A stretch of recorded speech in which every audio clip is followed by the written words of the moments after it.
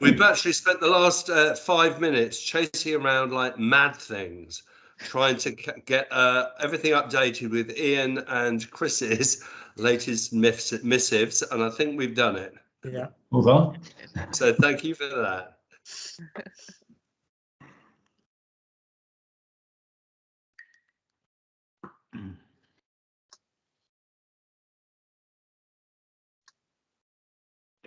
How many more now? Just 3.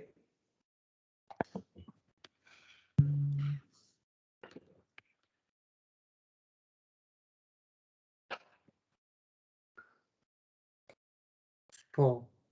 4. Okay, that's cool. We'll hang on for a little bit longer. It's only just time.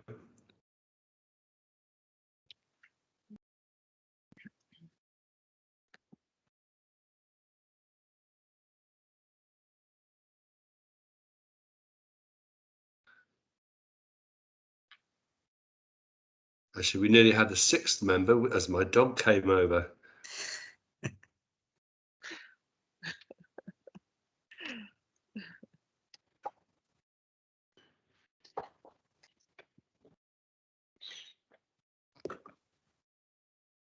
Should play music or something, shouldn't we? Yeah.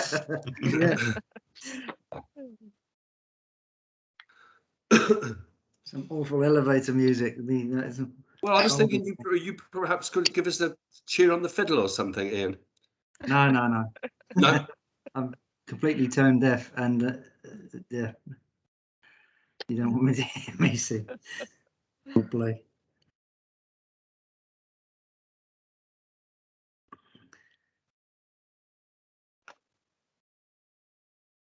Here's Patrick. Patrick, welcome.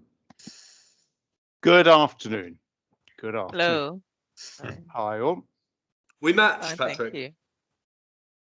What? Match? I said we match. The mint green. Not quite. No, no. See, I hope yours is not as old as mine. Actually, it's suddenly got quite. I'm gonna have to take it off because it's suddenly rather hot in here. Hang on.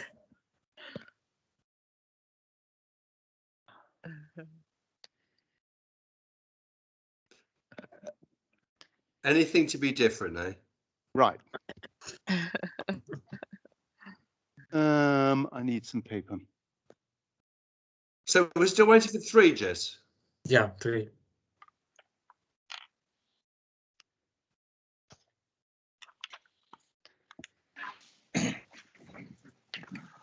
Okay.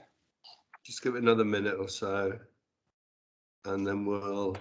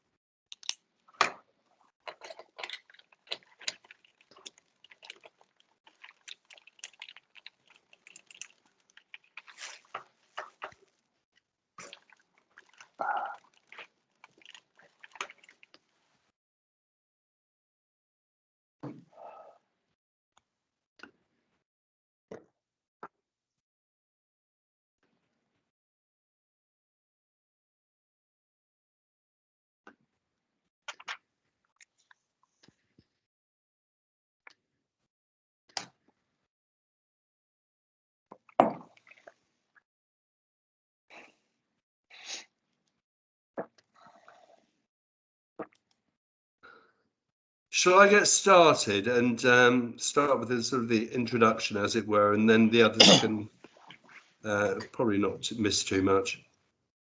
I think all of you will have heard at least once my introduction on BIM4Housing, so I'm not going to do it this time. Oh, here's Johnny though. Suffice it to say that the work that we're doing here today comes as a culmination of work that has been carrying on on BIM4Housing in the fire safety work stream.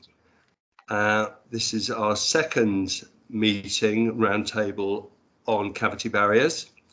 We've completed 2 for fire doors and 2 for AOVs, which I'm currently writing up.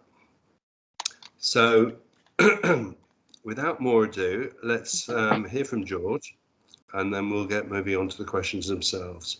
Excuse me, that's my throat. Yeah, so the first thing, sorry. The first thing I wanted to just say is that the first section that we're going to look at is risks. And what we're trying to do is to tie this in with work that other working groups are doing within the Golden Thread Initiative. I think you're mostly aware that I'm chairing the Asset Information Working Group for L&Q and MHCLG, which is feeding into the guidance. So, but I'm doing the Asset Information and Survey Information Group, and there's other people doing other bits. So the project management team and the standards team have been developing a standard way of describing risks. What they're doing, they're using Uniclass as the method of doing that.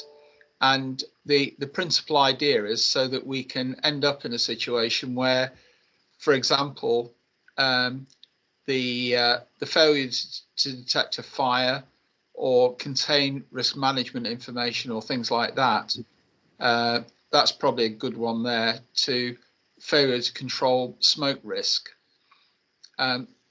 We might have a number of sub sets under that, but they're all going to be officially classified under Uniclass. Okay, so just to let you know that what we're doing here is feeding into something that hopefully is going to be really useful. The principal idea is that if we can have these risks codified in some way, then it means that we can then have solutions to those risks structured as well, so that we've got some way of joining all this up. Okay, I think that's it for now, Richard. Excellent, excellent. Can I just say we've had an amazing response again from all of you prior to this meeting. We've got it all up on a document, which you just will now share, which will be question 1. Can I just ask you, we've got a lot of ground to cover, and we want to include all of your comments and all of yours, anything you want to say. If I call you and you're just going to agree with something that someone else has said, could you do that kind of briefly, so that we're not treading water, we can actually keep moving forward? Okay, question 1. Can you make it zoom in a little bit, just what risks do cavity barriers mitigate? Now, working on the basis that we're not going to scroll down and you're not going to read all these, I think there's 3 pages there. We'll put this question up into the chat for you to refer to. I'm going to assume that most of you have had a chance to look through this. In fact, most of you commented on it, so I would assume so. Audrey, can I ask you first off? Is having had a look through this, is there anything that you think we've got missing, or that needs more clarification? No, I think it's fine. I can see the first 1, 2, 3, 4 paragraphs, and I think it's captured. Yeah, it's in the chat, Audrey. If you want to see any more. All right. Okay. Yes. Yeah. I think there's several pages you'll find. So we're not expecting you to read it on a scroll down. Right. Okay. Yes, I think it's fine. I think it captures everything. From Excellent. What I can see. Yes. Excellent, Ian. Well, the thing that jumped out at me was that if it's according to ADB, it's only life safety. It's not property protection, and that's the confusion about ADB with a lot of architects. They think it's property protection as well, but it isn't. Right. I think we're looking to include property protection, are we, George? I think we should be, yes. That means going beyond ADB. Yeah, Sharon's made an interesting point there. Do you want to speak, Sharon, on that? Aye, sorry, I've got a croaky voice today, so I'm trying to type while I speak. Well, just thinking everything seems to be reactive. Is this not an opportunity to be proactive and make it about property? Because everybody keeps talking about happening afterwards, so we're just taking the same steps if we don't make an opportunity of it. Yeah, good point, Sharon. Good point, Sharon. Ian? Well, it's just if the way that the ADB defines a cavity barrier is only 30 minutes integrity and 15 minutes insulation. So if we're going to go beyond ADB, first of all, you've got to identify the categories of cavity barrier, which I think there's 4, some of which are not in both diagrams 8.1 and 9.1. And then you've got to think about, in those categories, how you want to, whether you need to augment the fire resistance of the cavity barrier. Because the diagram, as you scroll down your list, the diagram that you pulled up doesn't actually show all categories of cavity barrier. I think in my response, I mentioned, well, I alluded to that the person in charge must know what the cavity barrier is doing, what role it's playing, you know. So I think maybe then it needs that the brief has got to be clear. The brief has got to be clear, and the person who's specifying the cavity barrier or installing it or maintaining it need to refer to the brief, you know, and within the brief there should be whether or not the client is looking for property protection as well as life protection. I don't want to waste time, but there are two different areas there. There are 2 very different specifications there. One allows the second. If you're protecting life, you are protecting property. No. If you're protecting property, No. if you're protecting, I'll explain in a few minutes, just 1 minute. In Kuwait at the time when I went there, they were very, Abu Dhabi was very clear at the time when I went to Abu Dhabi, very clear on property. So they use energy and gas, and if you're not out within 2 minutes, you are dead. Now, when I went to Kuwait, they had been in the war, and they were very clear on protecting lives. And so their outlook was different. The specifications were different. So I think that it goes back to the client, really, and they should state what it is that they are interested in. Halogen gas has got nothing to do with cavity barriers. I know, and it was only an example. I'm saying that if the brief is clear, it leads the specifier down a certain route. It's not. Chris, what do you think about this? You replied to Ian. I agree with Ian, and I agree with Sharon. Property protection is often overlooked, and we must remember that the building regulations are, as Ian has eloquently said, to do with life safety, not property protection. So there's a subtle difference between the two. And Ian is also right that 3015 is, to use the term, bottom feeding in terms of cavity barriers. It's not, I mean, we sell these things every day and we don't sell 3015 really. It's kind of 30, 30, 60, 60, 90, 90, 120, 120 or whatever. But the reality is, I think that it's an important piece of work to be done, but I'm not entirely sure, George, whether this is part of the remit, because if you're feeding back to the MHCLG, unless they've specifically said property, then I think they'll just be looking for something that's in line with the approved document. I'm not saying that's right at all. In fact, I agree with Ian and Sharon, it should be, but you might find yourself opening up a can of worms, because Ian has said all of a sudden you would extend this discussion then to a whole host of LPS standards, ASTM standards. Our heads would explode in relatively short order.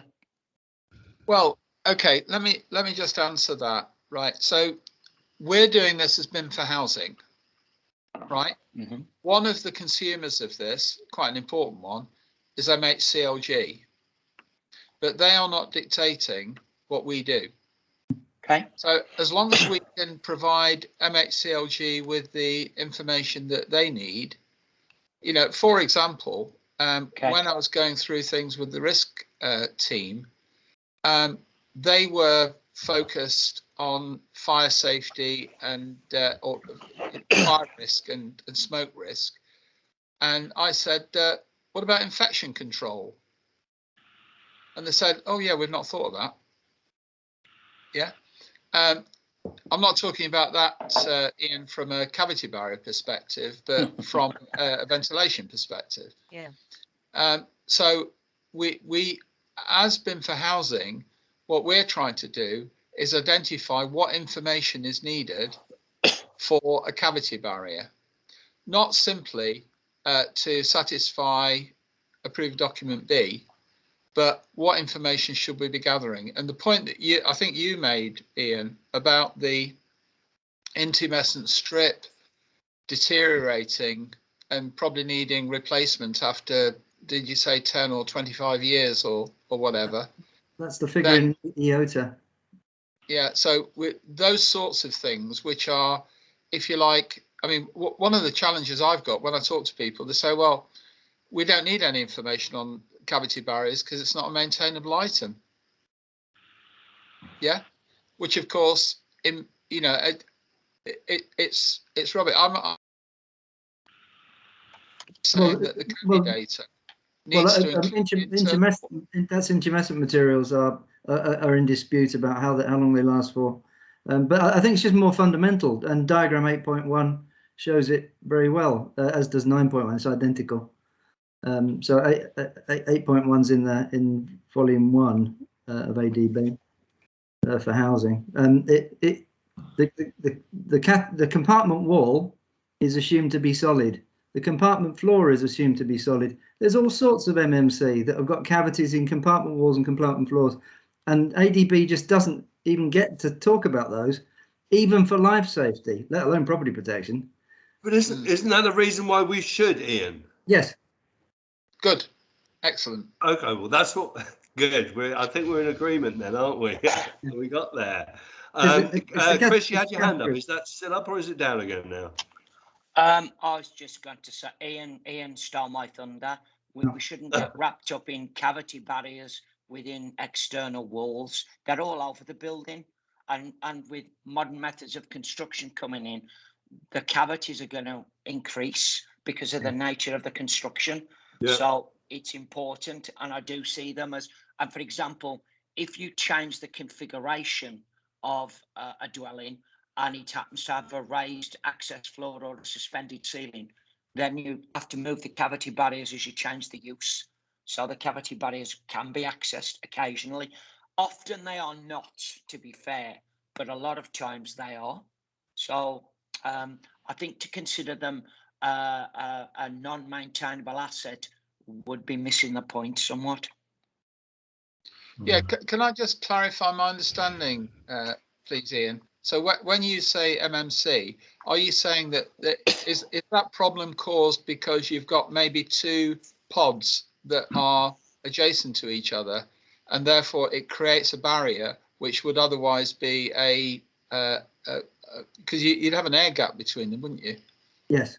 I sent some information through on permanent stack modular buildings. That's the worst case. So if you take a step back again to some simple cases, compartment floors mostly concrete slabs, just solid boring concrete slabs. They haven't got any cavities in them. But if you start to then put in compartment walls that have got cavities even into a frame structure, you've got extensive cavities that run through the compartment walls that may be doubled up because they might have acoustic performance in them, which is pretty much like timber frame or light gauge steel frame for the compartment wall. It's no longer a 9-inch brick, is it? It's a series of framed or panelized structures that have got a gap in them. So all those compartment walls have definitely got cavities in them, which also then need fire stopping at their heads because they've got deflection details, as that diagram 8.1 shows. I know the two greens are a bit difficult to read sometimes, they print terribly, but But the moment you get to the kind of fashionable end of MMC, which is obviously getting big capital pushed at it by government, modular, you've not only got compartment walls that are made up of 2 modules coming together, the compartment floors are the top and bottom of something else.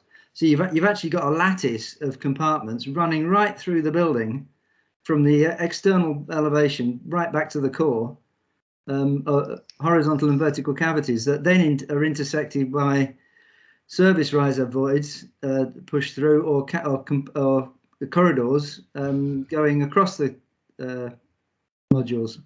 So there's a. Can I bring in Duncan now? He's got his hand up. Duncan. Yeah, thank you. I've always been confused. We sold cavity barriers, linear joint seals. What is the difference?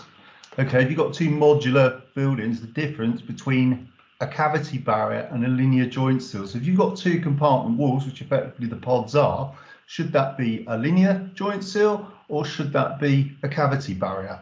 Because actually that's where I used to spend a lot of my time saying to people, well, what do you need? As we've said earlier, Chris said earlier, a cavity barrier is 30/15, whereas actually if you've got a compartment floor or a compartment wall, it needs to be a much higher designated fire barrier. And there seems complete and utter confusion. People don't know what's what, in all honesty, in terms of definitions.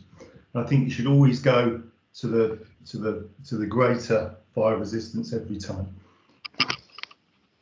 Okay, can I just take us back to the question? We've kind of agreed we are going to include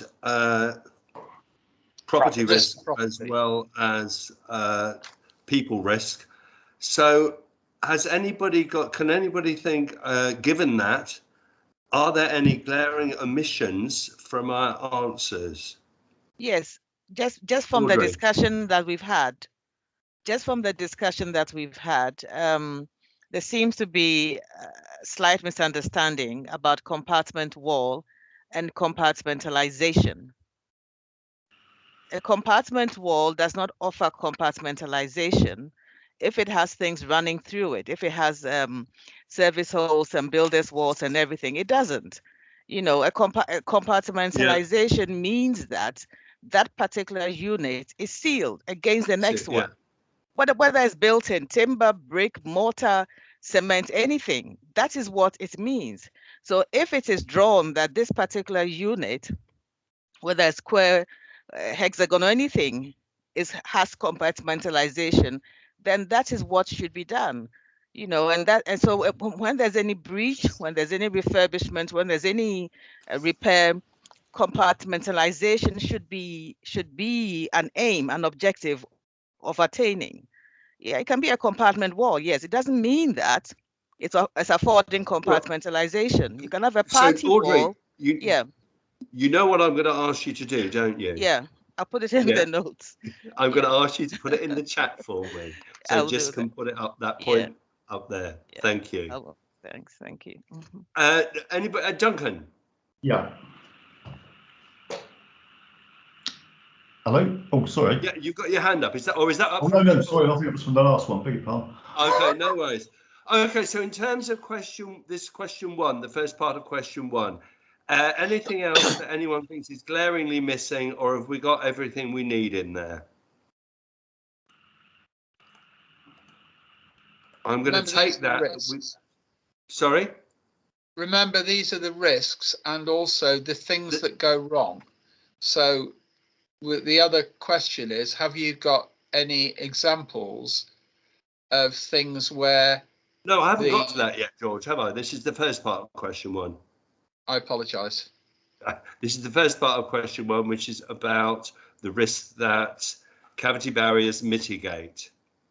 Okay, I'm going to consider that concluded. Just move down to the second part of question one, which last time was 1B, but now it's secondary question. And this is, what, in your experience, might compromise the effectiveness of a cavity barrier? As in, what are the risks to the cavity barrier itself?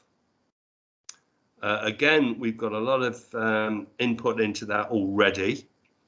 again, that will be in the chat, won't it, Jess? Will it, Jess? Is it in the chat? It is in the chat. So it's there to refer to. I'm guessing that you've all looked at that already. So, Chris, anything glaringly missing on risk to the cavity barrier itself? In our experience, it's informed by daily inspections and reviews, and I'm sure Sharon and Duncan could share similar horror stories with you. Most of the risk that we see in cavity barriers, well, okay, the first risk is the wrong product in the wrong application. Yeah. People making assumptions, well, it works there, it'll work there. It doesn't. That you can't. The extent Absolutely. Of Is there anything on our listing that that needs augmenting? Is there anything that isn't there? I think that is covered. Yeah, that is. Yeah, I think that's what I was thinking. Is there anything that isn't there? That's what I'm looking for.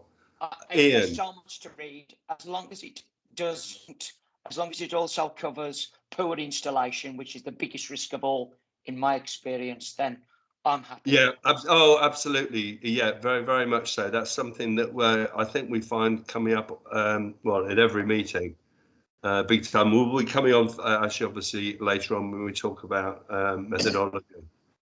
Ian. I think it's knowing what your cavity barrier has been tested between, because in the test itself, it's tested between two immovable pieces of concrete in the furnace. And then you have to take a step back and realise that there is no cavity barrier test because that's been mired in SEN. So we've got all that going on, but which is a risk in and of itself, isn't it? Obviously, absolutely. Yes, it is. It is. And I think I've bored everybody this morning with that, so I'm not going to bang on about that. But that's a fact. Yeah, but even, we've got that in here, haven't we? Because I think you highlighted that earlier. So can anybody find anything or think of anything that we've not got covered? Yeah, that's what I'm going to say. That assuming you do get a test, and you've tested the product between two immovable pieces of concrete, you've then got to have it assessed because your substrate is going to be different. So if you try and put that cavity barrier into a timber frame wall or a light gauge steel panel, or between various modules that could be anything from CLT to hot rolled steel to a piece of concrete, that you've got to make sure that how that moves and its tolerances are also then reflected in the product, because the BRE tried to solve this through system testing. So instead of product testing, they went to system testing. And the case in the external wall is obviously BS 8414. Which itself is being criticised now because it doesn't actually test the next window. But from the point of view of the cavity barrier, it at least gave you a view of what the cavity barrier did around the first window.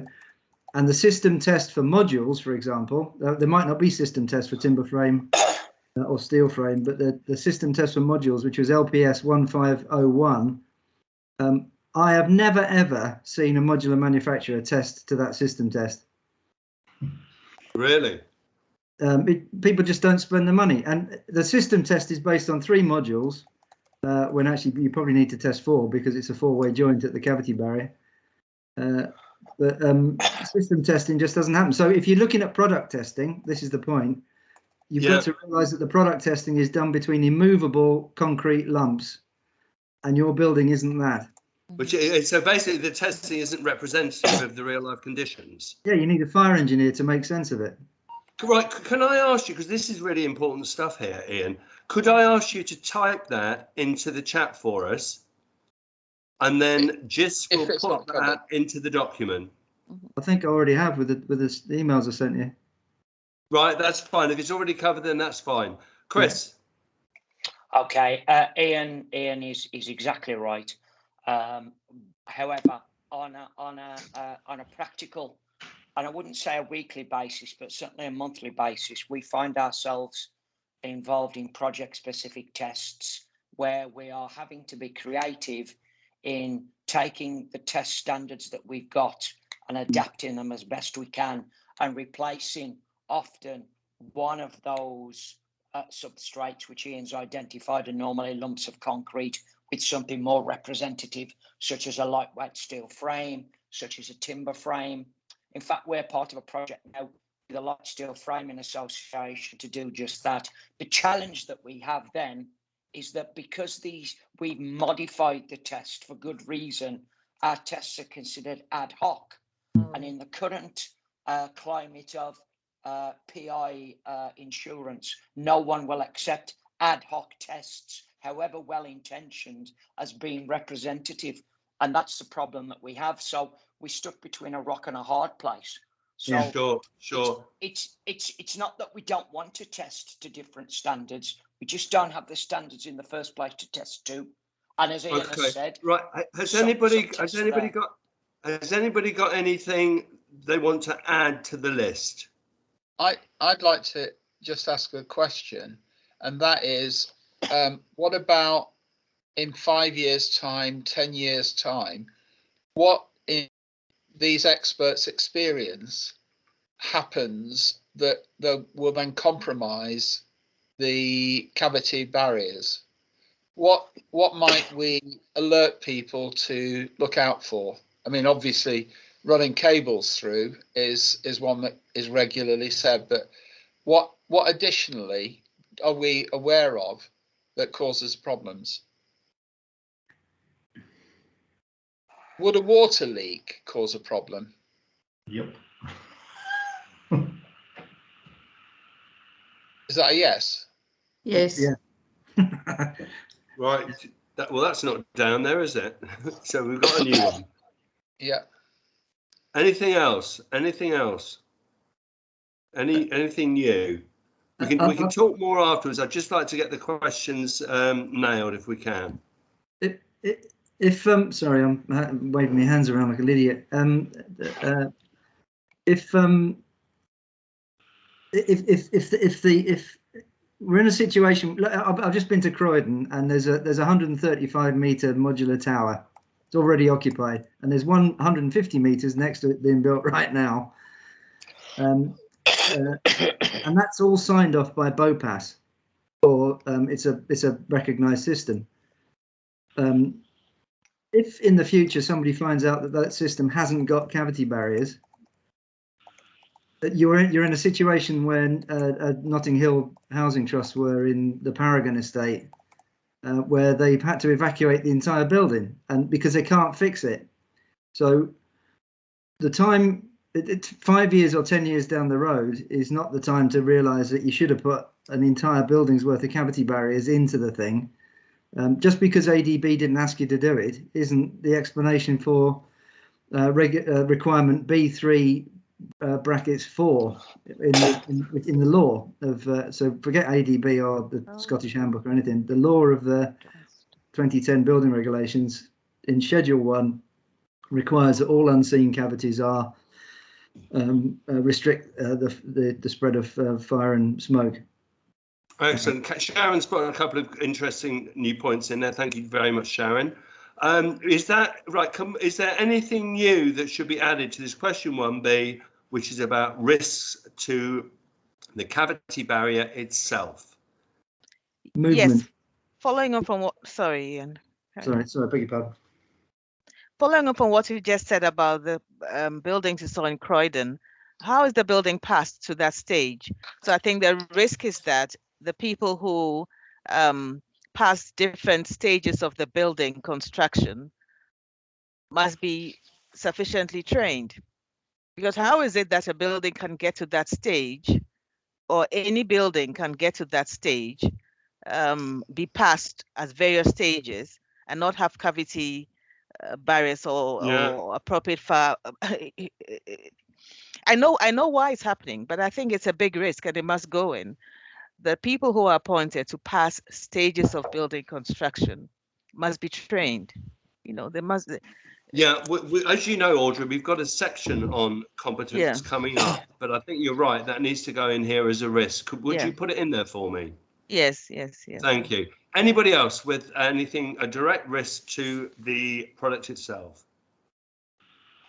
Okay, I'm going to consider this closed then, question 1.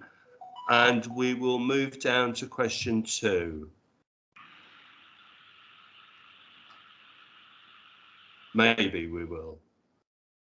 We are moving. There we go.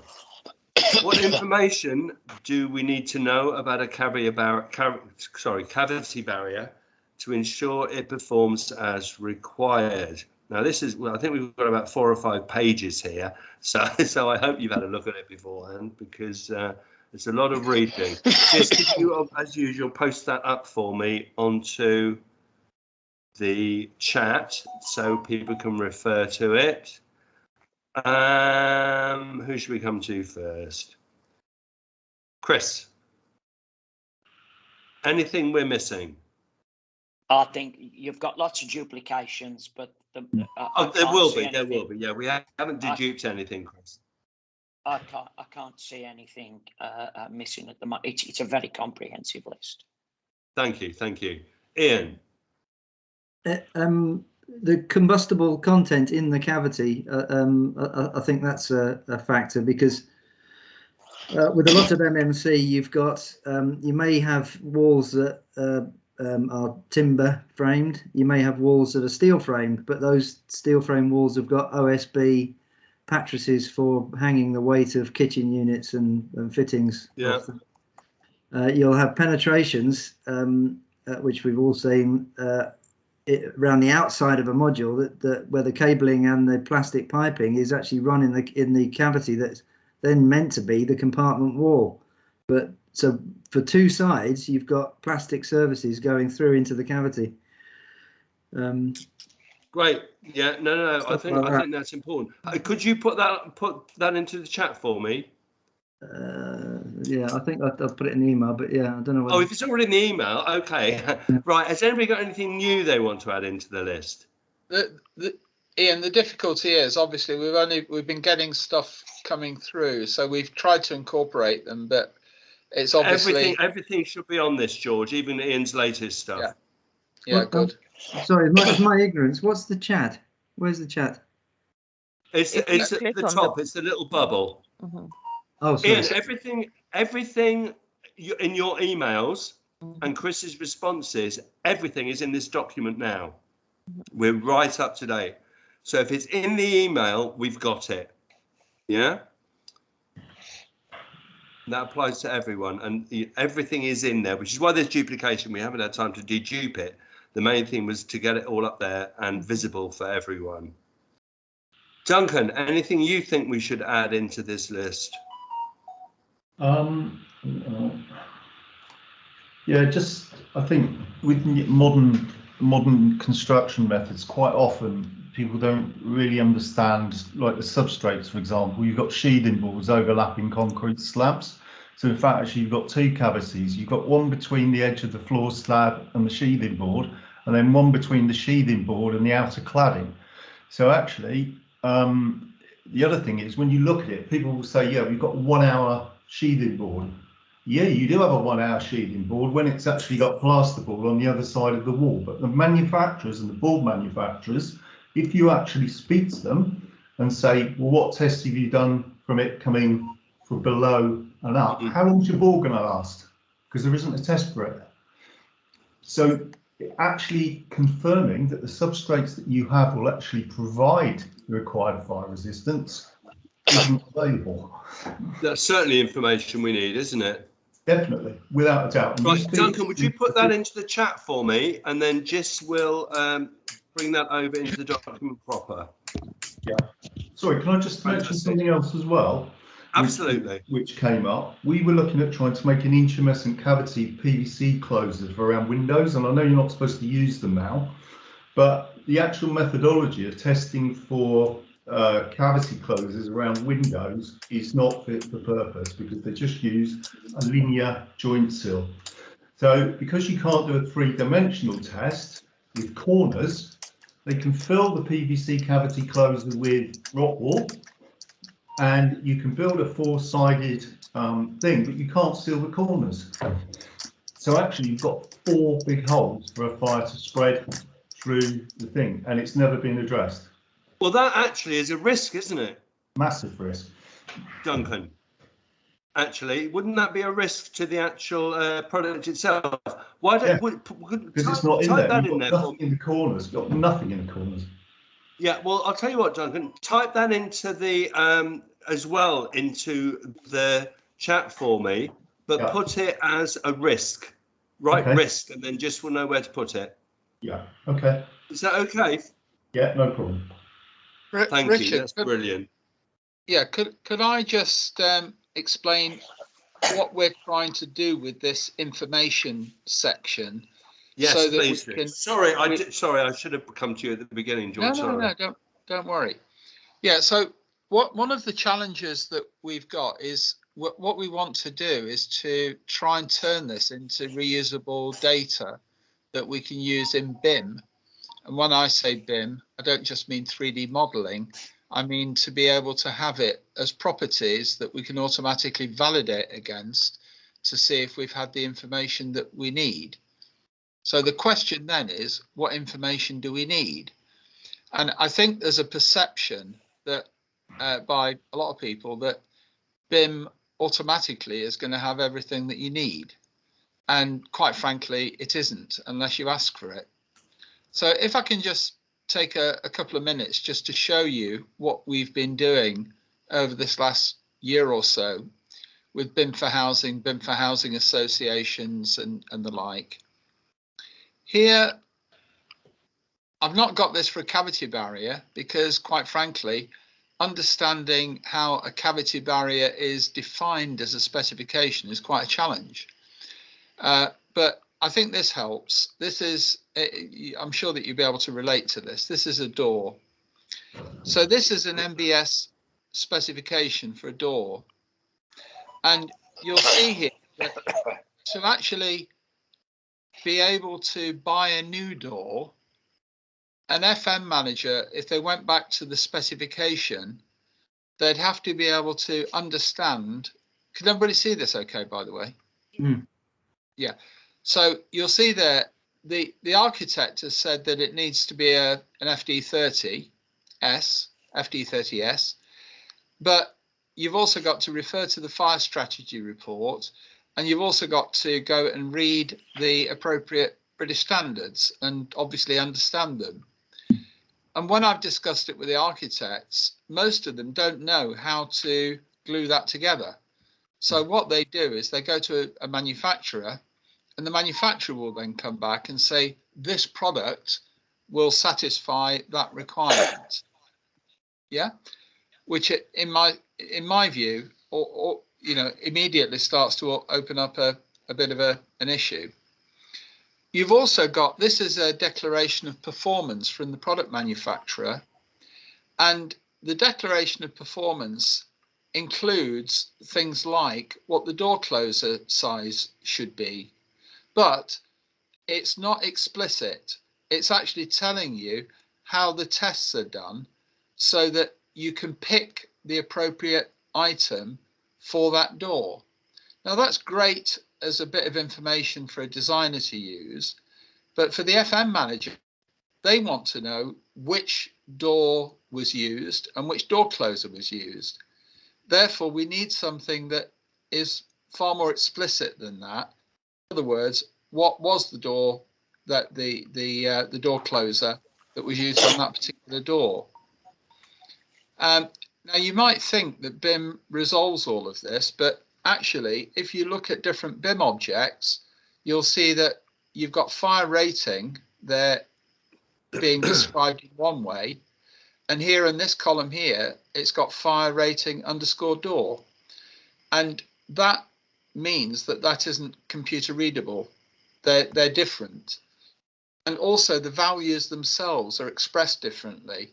So there you've got FD-30-S, whereas in the specification I just showed you a moment ago, it was an FD-30S, which a human can read, but a computer wouldn't be able to read that or validate it. So we need to standardize this. The other thing is that people will say, well, what data do we actually need? And in this group that we've got here, we've got different people. We've got manufacturers, we've got designers, we've got people that are installing, people that are maintaining, people that are inspecting, and all of you have got a different requirement for certain data sets. Now, this is just for a door. These are the properties that are in IFC, which is the BIM standard for a door, with some environmental information in here as well. And although you might look at that and say that's information overload, the fact is that somebody has asked for it. There's a reason why it's there. And from our perspective, we've come to the conclusion as data scientists working with us that actually what we should be doing is just collecting all of the information that anybody wants against a cavity barrier, and then filtering out what isn't needed for the people that want to look at it from that perspective. So if Sharon's people are working with it, they will have a different perspective than maybe Audrey will need. And it's probably worth just mentioning what you get if you just ask for standard COBie, because this is, if you like, the baseline that most BIM projects are delivering against. So all you've got is manufacturer model number, height, installation date, warranty date, but there's nothing there to say that it's a fire door. All of this information here would be missing unless you ask for it. So that's why what we're trying to do is build what these special parameters are that are relevant to a cavity barrier. So that's the work that we're doing at the moment, and we'd like your input to see if we can actually come up with a definitive set of information that we can then use. And I'll just finally skip on to what we're doing with the Housing Association Data Group. Here we've got those IFC properties that I was just showing you earlier, which are the BIM properties. And one of the tasks that we've got to do, which we're not relishing, but we need to take the information that you've been assimilating there and suggesting there and actually put it into parameters that we can then capture information against. So we've got a description of a particular parameter, let's say height, width, depth, whatever the item is, and then a description. MBS, this is what we've got for this is in the MBS data set, which is not the same as the BIM data set. We've also got information from the wholesalers. So this is basically distributors information. And then we've got the declarations of performance. And I think probably, are there declarations of performance on cavity barriers? I would imagine so. I can't remember, Chris, if you've shown me that. There can't be, because there's no harmonised European standard. Got it. That's okay. Absolutely correct, Ian. Absolutely. Right.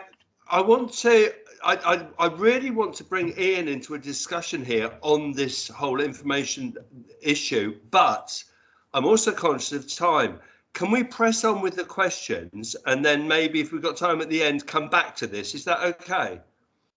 Because I think Ian's got some interesting things to say, George, on what you were saying just now, but I'm just conscious of the time situation. Yeah, it might not be for today. All right? I mean, we're not going anywhere, so any other day that'd be fine. Cool. Okay, let's get back to question 2. So, Chris, you said it's all fully comprehensive. I think Ian said the same. Has anybody got anything they want to add into question 2 in terms of what information we need about a cavity barrier? I'm going to take that as a no, so I'm going to take that as that we're considering this as complete. So, okay, cut and print Gister, and we'll move down to question 3. George, if you could introduce that briefly, would be quite good. Yeah, so the point about this is that it's a given that we assume that people have to be competent. Yeah. So let's take that particular question out the door, and we're going to come on to what competency means in the next question. But what we want to try and do is make it so that we're not simply relying on people having a qualification. What we want to do is make sure that they have got a series of written instructions to actually work from over and above that competency. Because in the, if I just show you, in the M&E market, what I've got here, this is something that you may be familiar with. This is SFG 20. So that here we've got, these are the maintenance standards that the whole of the maintenance industry works to, largely M&E, but they've also got them for fabric.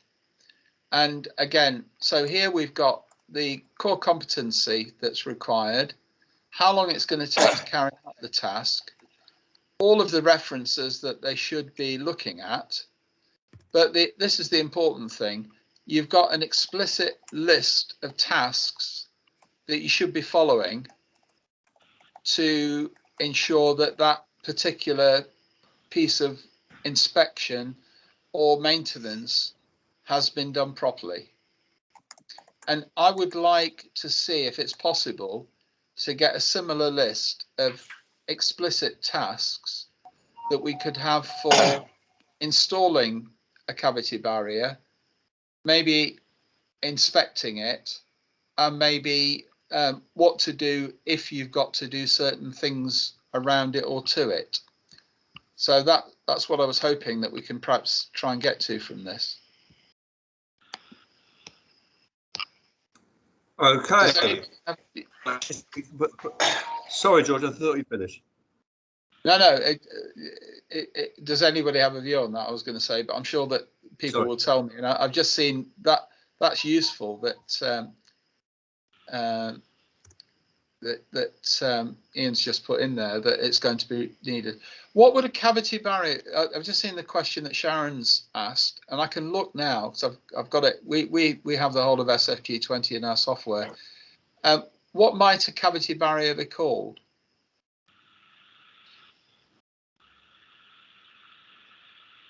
Would it be called a cavity barrier? Yes, it could be called a cavity barrier. Most times that's what we call it. Okay, I'll have a look. You carry on whilst I'm looking. Yes, there's a definition of cavity barriers and fire stopping in the key terms in ADB. Yeah. I would, to answer George's question, if I may, Ian, I think that wherever possible, there should be access to the area where the cavity barrier has been installed. You know, so if it is below the floor, below a raised floor, for example, it's quite easy to lift up the floor panels and see the cavity barrier. If it is up above the ceiling, there should be an access panel at vantage points or across that one can open and then look at the cavity barrier.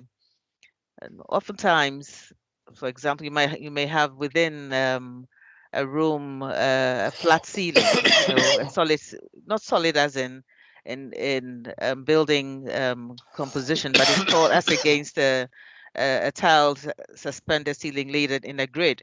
You'd have a full solid ceiling, and there must be a place where an access panel sits in at vantage points to enable somebody to get in, open the panel, then look inside the ceiling void and see. I think that's a very good point. Sharon actually has just typed in something along those lines. Sharon, would you like to share that with us? Are you referring to the accessibility of the cavity? Yeah. Yes, exactly. Yes. When we're doing our compartmentation surveys, the biggest difficulty we have is trying to find the cavity barriers. And if you own a building we would much rather have a photograph to prove that it should have been there in the first place.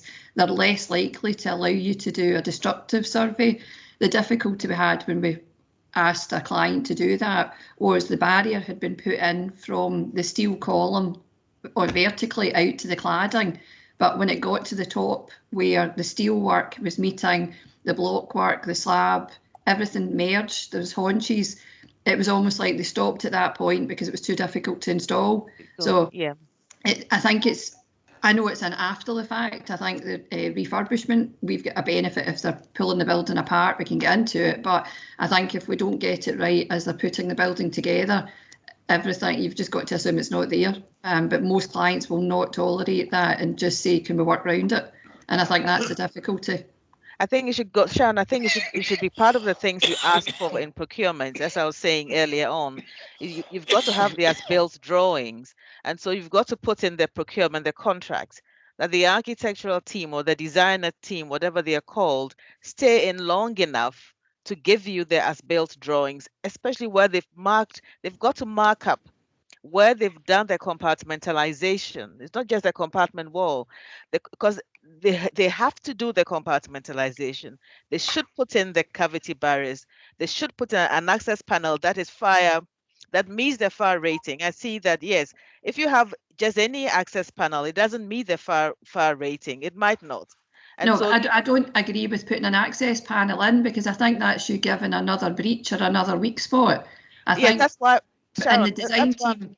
Yeah, Sharon, that's why I'm you know, saying that then one needs to have access to the cavity barrier. If the brief of the building says to last 25 years, which often for an industrial building, it can. So one needs to have access to the cavity barrier. The only way that the maintenance team at the end or the management team at the end, when the building is in operation, is going to have access is if during the contracts of the building, you write it. You say it is part of this contract that at the end, you turn over to me, you hand over to me the as-built drawings showing where the compartmentalization has taken place and how I can get access to it.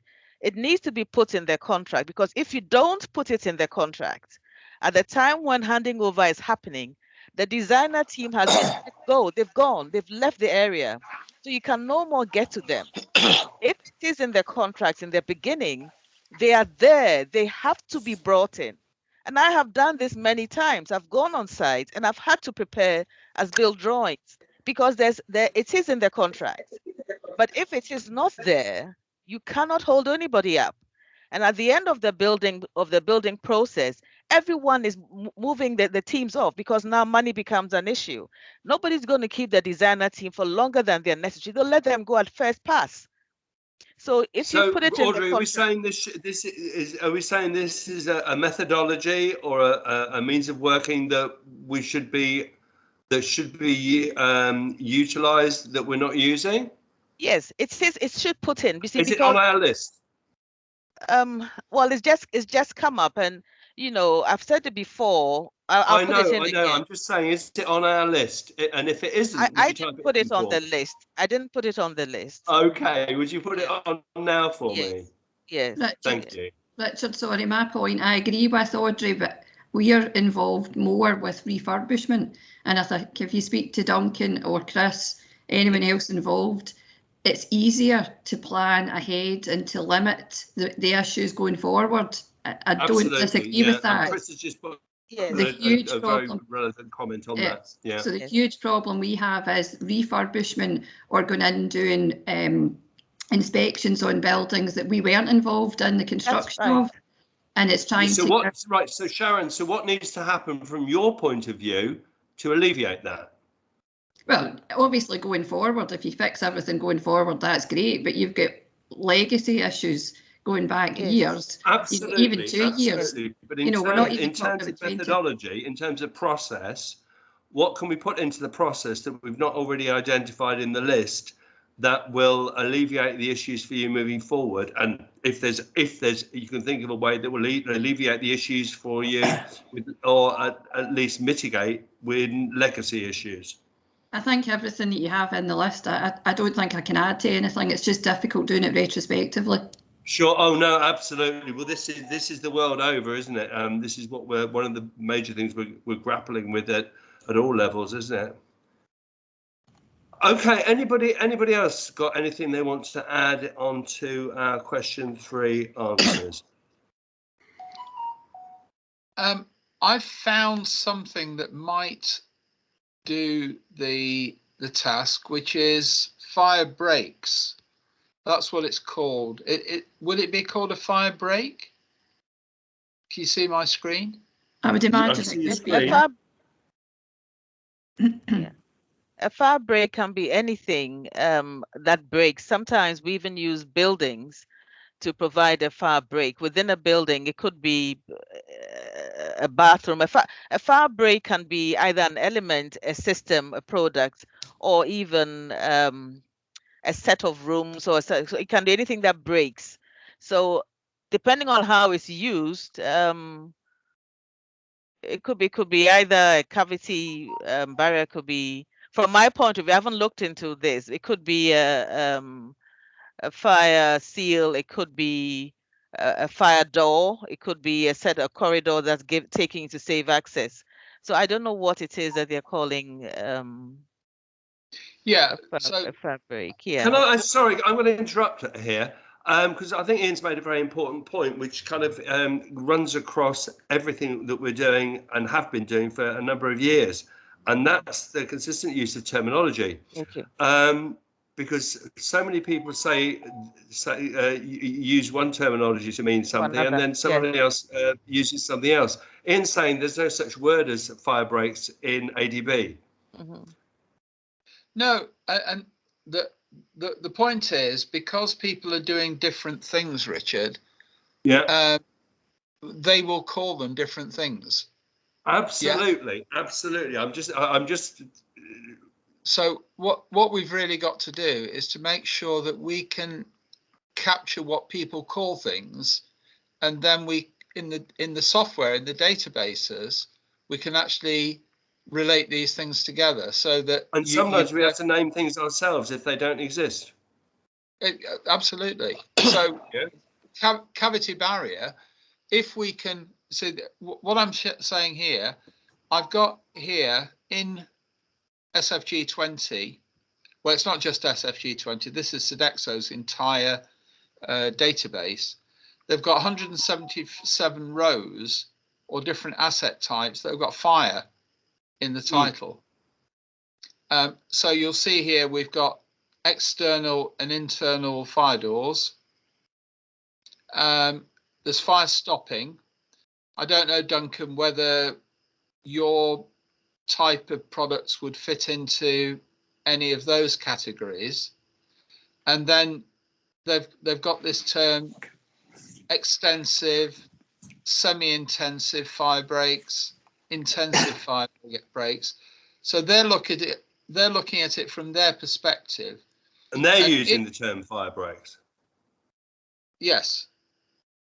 Yeah, so this is the terminology that is used in the FM teams. Okay. And therefore, what I would like to be able to do is to say, right, if maybe the side-arise 60-minute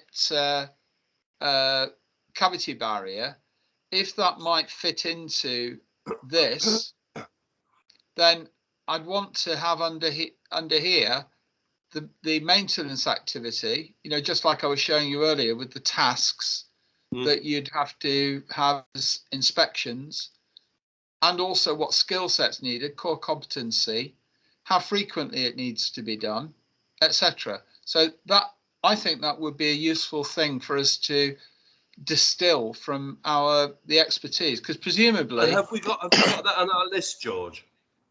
Excuse me? Have we got that on our list of answers? Yeah, I think so. I think it's in there. Yes. It is. Okay. Has anybody got anything new to add?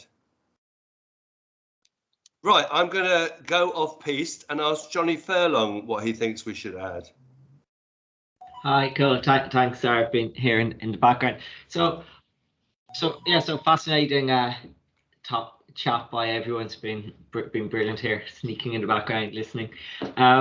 I suppose I don't know what you should be asking, primarily because I am not somebody who designs, installs, or looks after cavity barriers, so I'm not an expert in it. But what I would sort of pick up on from listening to this, I do know a lot about where things go wrong and stuff in our business. So a couple of the ones is what for me it's about, like with this, it's about trying to get to the key information of why they installed wrong. We're currently in a building where we're taking all the cavity barriers out because they're all either the wrong types in or the wrong ones installed. So it's like, what are the key things somebody should be looking out for, particularly somebody who is checking somebody else's work? We all assume that experts do their work right, but they don't tend to. So what are we missing in our QITP process to do? The other big thing that came up is people were saying that like cavity barriers could be affected by water, which is something new to me, which is always great to learn. If that is the case with things like that, normally a cavity barrier is unseen, buried behind stuff, not to be visible. How do you and when should you then inspect and do maintenance on cavity barriers? And for me, if I was listening to all these conversations, taking into account all the stuff that everyone said that the testing regime doesn't seem up to standard, that's great, but as a client I can't do anything if much about the testing regime. But what I can do is make sure I do have a good maintenance regime, and as a client, when I'm procuring buildings, I can make sure I have a good quality regime for trying to make sure I specify the right product, and obviously that the right product gets installed to the right way. So they would be the type of thing, as both a client and as an FM operator, I would be really interested in. So I know that maybe doesn't help, and maybe just ask some more questions, but as I said, I'm not an expert in this. I'm just trying to take my client and my FM hat into this. No, absolutely, but it's good to hear. It's good to hear a client side view of this, obviously, because at the end of the day, the client is the client, aren't they? Could I just build on that quickly? So this relates back, Johnny, to what I was saying earlier, and that is what is being collected in the COBE data set. And there is a view that that what you're asking for from COBE should be fixed by, for example, what Bill East did when he was in the army. Whereas what I think we should be doing is making sure that any element that needs maintenance, whether that be maintenance or inspection or part of a reactive maintenance call, or indeed life cycle replacement, like we were talking earlier as to whether intermescent strips need replacing after 10 years. Anything like that, we need to know where they are. Yeah. Especially for something that is concealed. So therefore, we need to know not just where the cavity barrier is, but we also need, as I understand it, to know the information about what the cavity barrier has been fitted to or fitted within. We need to know what that wall is and how that wall is constructed. So therefore, that is something that we ought to be, Johnny, I would say, procuring as well, because I think that is fundamental to these aspects, and it's straightforward to do. Most BIM systems will be able to generate you a wall schedule, won't they? It's just a matter of it being procured or required.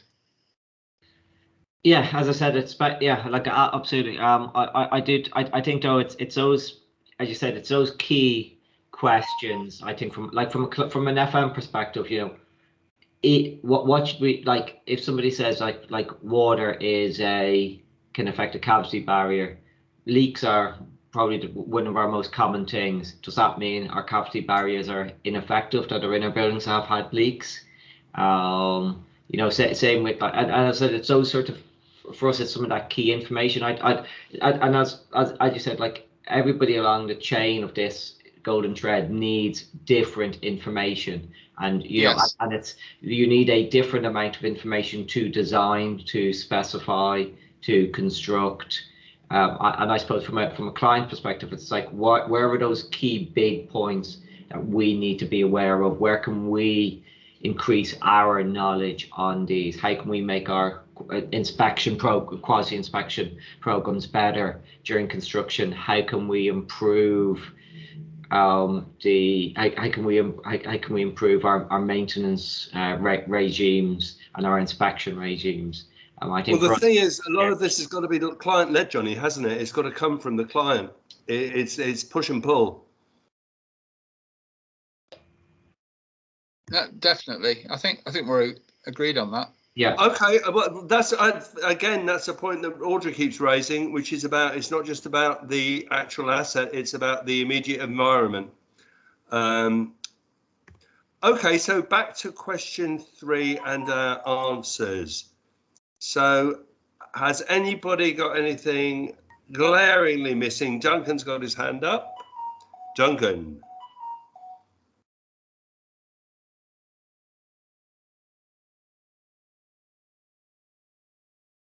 Duncan, you're on mute. That's probably better, actually. I wouldn't have said that myself, but a lot of hot air. To be honest, although there isn't any harmonised product standard for fire stopping as such, there are draft standards out there. And coming back to Johnny's point, what are the key things that you need to look at? Within those product standards, we voluntarily CE mark our products against the draft standard.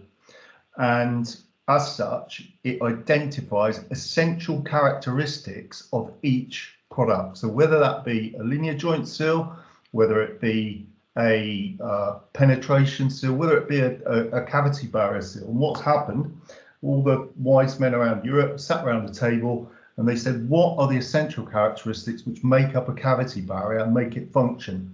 Not just in terms of its fire performance, but also in terms of its durability, the environmental use it can be used in. So, for example, I know for a fact we've done open state cavity barriers where they've actually sat outside in the rain, the wind and things like that for months before the cladding actually comes on. And what you need to do as part of the product suitability, you need to do these weathering tests, you need to do the environmental tests, you have to do a durability test, so it gives you a specific minimum lifespan, and that can be done. And it's actually identified in that product standard. Great, and we've got the product standard on here, have we? I think, yeah, there is a product draft one. Excellent. Duncan, would you be able, what would help us enormously is for you and maybe Chris to, if there is against that draft, if there are essential characteristics that you could provide that you'd expect to have against your type of product, that would be useful. It would make it a lot easier as well.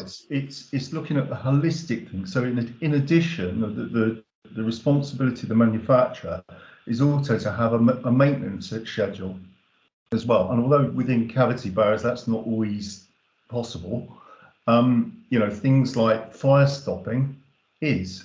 So you can do small checks. So for Johnny, for example, it would give him, or give you as well, a schedule of things you might need to look at.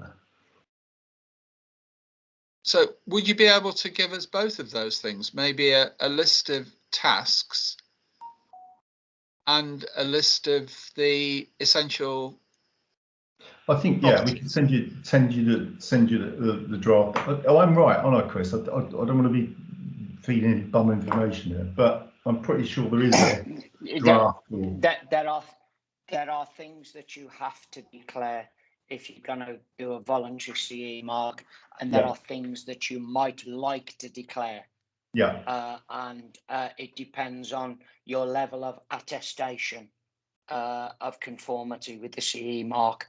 It's quite complicated, as are most things to do with testing and standards, and they're sometimes as clear as mud. But the reality is that I think, and I'll speak bluntly from a manufacturer's point of view, basically we haven't got a fat lot to hide. We want to tell everybody what they need to know. The challenge for us is that we're getting different requirements from different quarters of the construction industry at large. And for us to distill it down into something where we can do something once instead of having to do the same thing 10 times for 10 different people who've got a slightly different view on what they want is proving to be horrific. And you understand, Chris, that's why we're trying to standardise. Absolutely. Absolutely. But I'm saying, George, being realistic about it, I think that we need to kind of be kind to ourselves and realise this is one step on a hell of a long journey.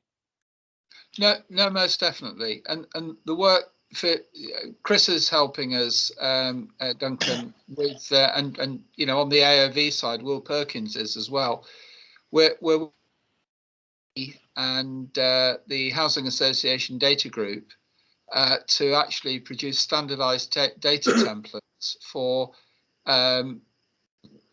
all the information that is required. And we're also doing this with, you might have heard of an initiative called Lexicon, which the Construction Products Association's leading.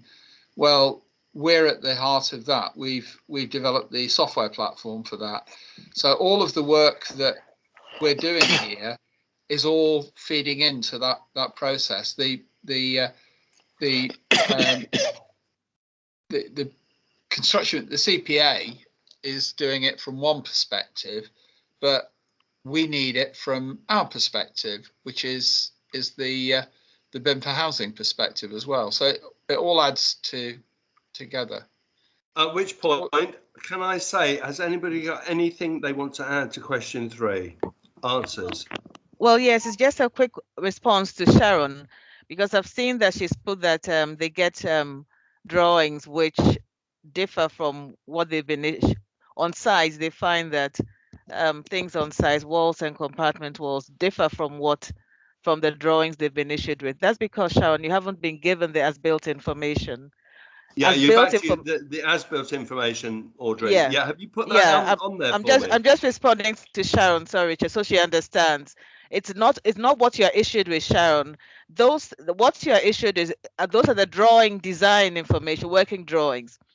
When you say as built, you are bound by is a legal requirement. You have to give the person as built. So Sharon, what in answer to your question, you put it at 1610, you haven't been given the as-built drawings. That's why information on site is not like the drawings you've been issued with. They're separate issues, Sharon, and that's why I'm driving. So in terms of question 3, yeah. Unless anybody's got anything they feel is glaringly missing, then I'm going to call question 3 closed. Yeah.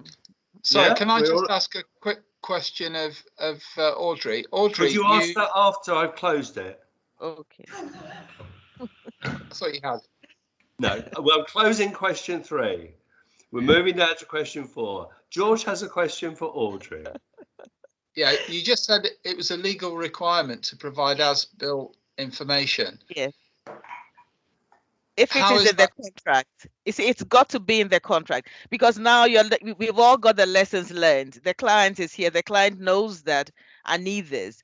The maintenance people are here. They know that they need it. If you don't put it in the contract, because realistically, during the life cycle of designing and construction drawings and so on, people are let go very quickly because money is at a premium. Nothing in the contracts will be done. No matter how much the architect wants to help you, they can't do it. They'll be let go. But if it is in the contract, at the end of the contract that's commissioning and handover, they are bound contractually to hand over the as-built information, and so they will hand it over to you. That's all right. I just wanted to check. I do understand that. I just wanted to check whether there was a statutory requirement to do that. And I think there should be. There should be. But I don't think there is. Yeah, there is. It's regulation 38. And But that who? says that you've got to provide as-built information. You've got to provide the handover information so that the responsible person can do their job. If you provide them a load of drawings that don't even reflect the building that they're going to be running, then you've breached the law.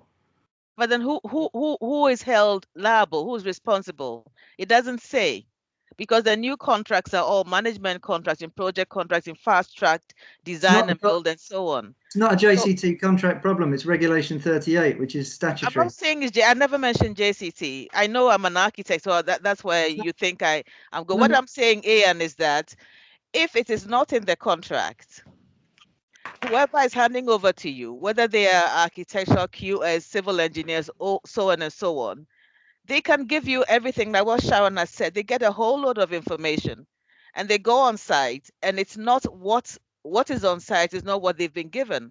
At that time, the contractors let the architects go, they let the engineers go. There's nobody to go back and ask them.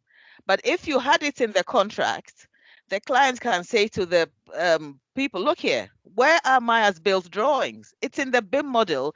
Changes have been incorporated. The information is somewhere. They may put a junior middle management architect on it, but the work will be done.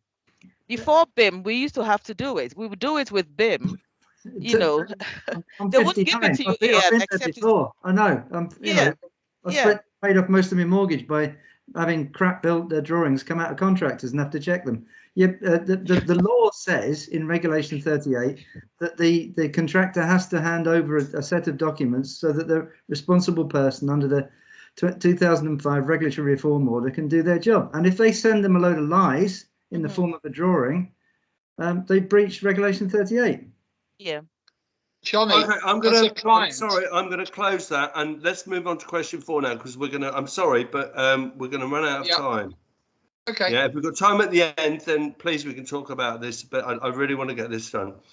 Okay, competency and training that should be in place.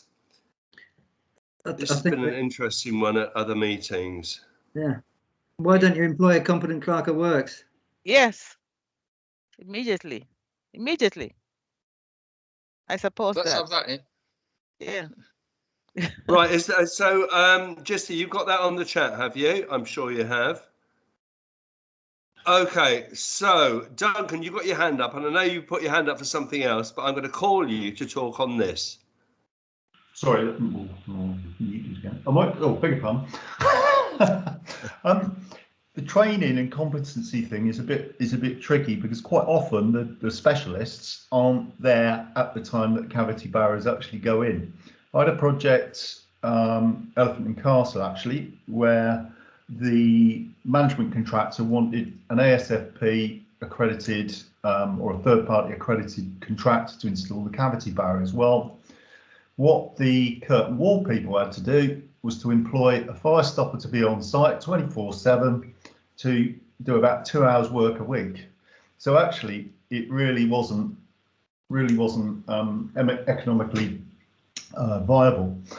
So I believe there should be short courses for specific jobs for people. So certainly certain qualified people to do their cladding or curtain walling, whatever, to do these little bits of fire stopping that go on. And that's the best I can think really of on this particular product range.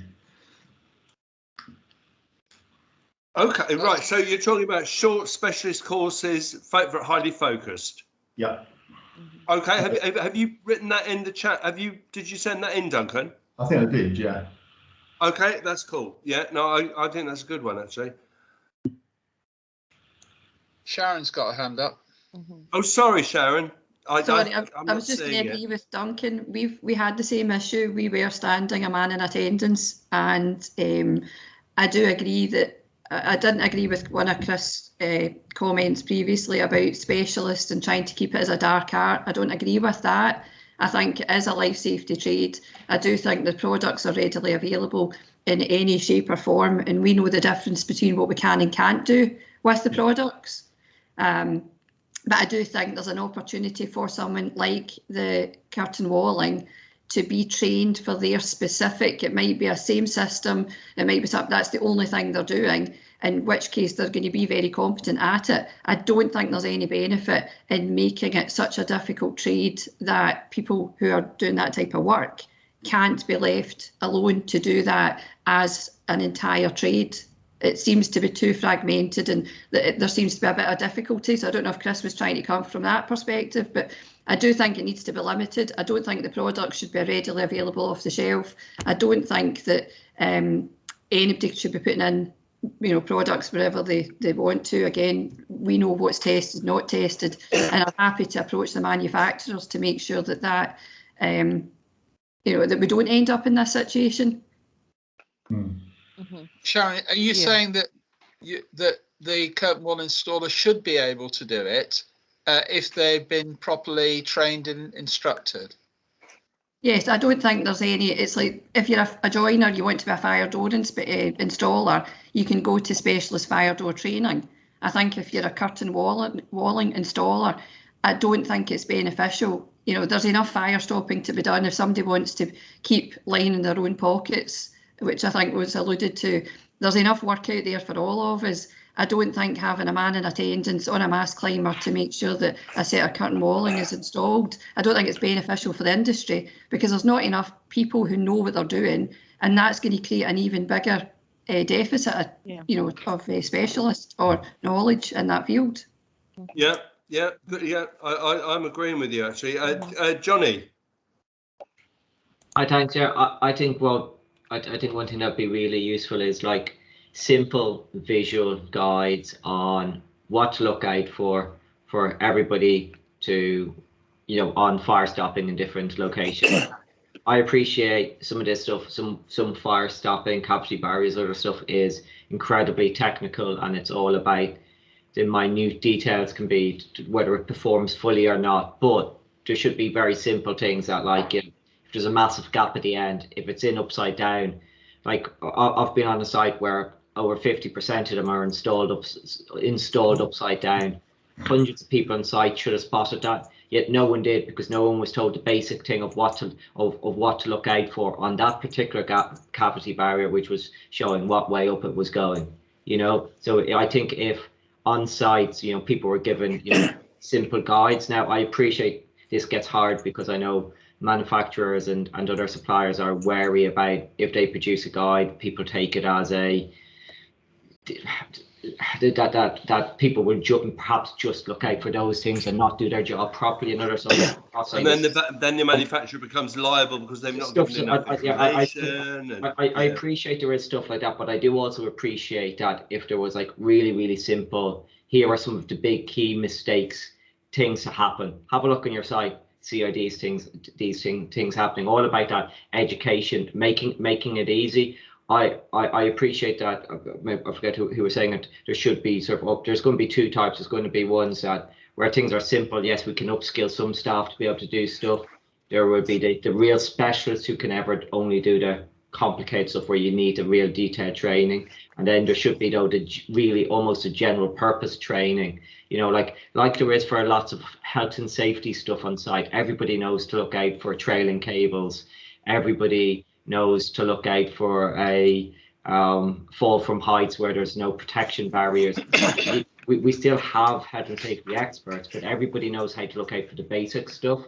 I would say all the times I've been worked on sites, no one's ever trained me in any of the basic stuff of what how a fire door should be installed properly, what to look out for. I know some of it from picking it up over the years, but it was never shut. Like, you know, you have to go and find out this stuff. How to check was a cavity barrier. If you're not actually a specialist, you end up knowing absolutely nothing almost.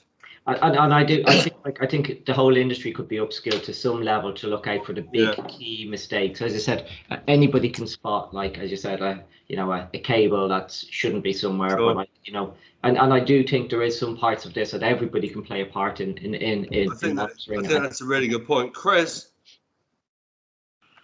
Okay, right. There are certain types of cavity barriers that should and always should be installed by specialists. They are complicated. They are require specialist knowledge, and that's an absolute. But on the other side, there are certain what I would call other types of cavity barriers, particularly in external walls, where with the right training and the right kind of support from the manufacturer, they can be adequately fitted and fitted to a reasonable standard, on the assumption that the person doing the job is so inclined to do so. And there are a number of initiatives. The brickwork industry have got themselves a cavity barrier installation course going. The NFRC, on behalf of the CITB, are working on a scheme to basically provide enough knowledge for a competent bricklayer or a competent cladding installer to install cavity barriers to a reasonable level. But what I think has got to happen is that the manufacturers also have a part to play, because we're talking about this liability issue. And manufacturers have got to step up to the plate and actually become more involved in the site aspect, because in accordance with manufacturers' instructions is a get out of jail card that's used all too often. If the manufacturer's instructions are not clear, then you've got a problem. And Johnny, for your information, we do multiple inspections on a daily basis, and we've got a crib sheet of what happens and what goes wrong and when it goes wrong. So we label our products now this way up, and all of them, if something can go wrong, it will go wrong.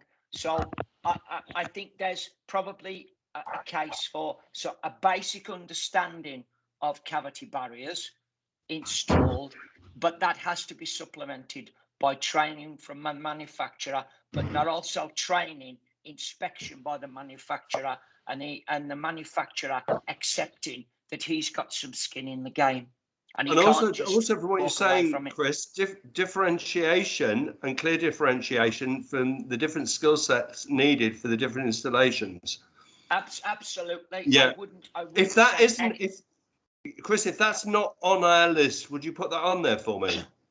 Because I think that's a really important point. Johnny, could you put what you said as well on the chat for me?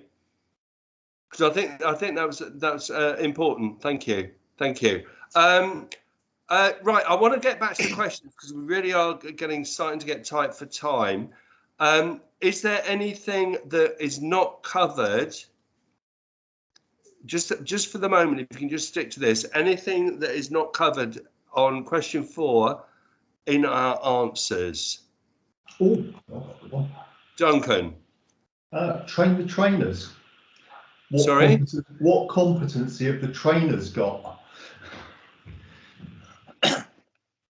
So yeah, it's all right for manufacturers to actually go out and do training, but what competency have they got?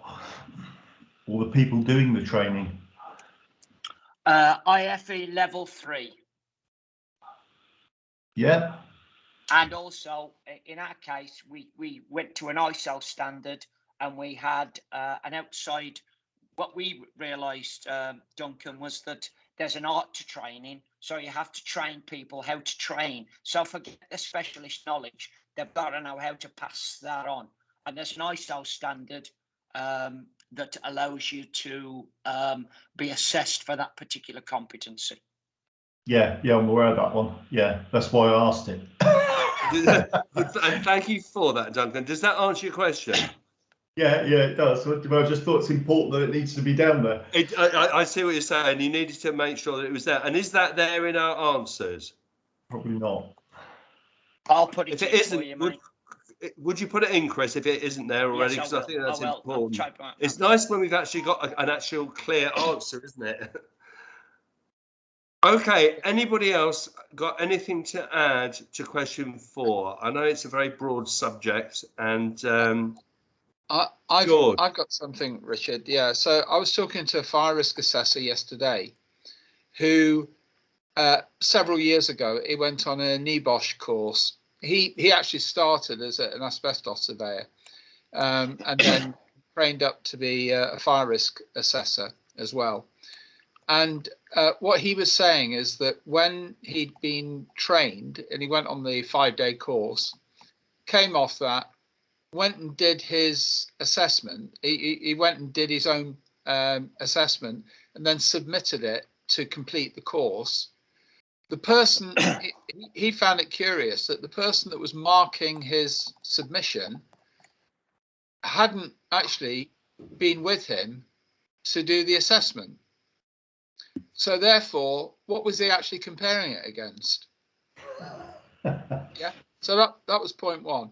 And secondly, he was saying that on intumescent strip, you know, on fire doors, for example, he was doing an inspection and he couldn't really be sure that what the intumescent strip was an intumescent strip, or whether it was a draft proofing, a draft barrier or whatever. And when he said that when he was on the course, they just told them about intumescent strips. They didn't explain to them that there are probably, you know, many different types of intumescent strips. And you'd think that would be something that they would be taught. He's learned it along the way. But what he was saying was that the intumescent strip, actually being able to visually see what type it is, he was not 100% sure. So he contacted the manufacturer of the door, and the door manufacturer also couldn't tell them whether what he was looking at, and he sent them photographs as well, was actually intumescent strip or whether it was just a draft proofing. Draft excluder. Amazing. Okay, anyone else for Duncan? You got your hand up. Is that from before or is that for now? Me being a bit dopey again, sorry. Yeah, it's all right. It's always nice to see you. Okay, anybody else want to add anything to question 4 before we close it and move on to question 5? I'm going to take that as a no, just a print, and we'll move forward to question 5, and we're on schedule. Right, how are we going to, right, it's change management. How do we register changes from one product to another?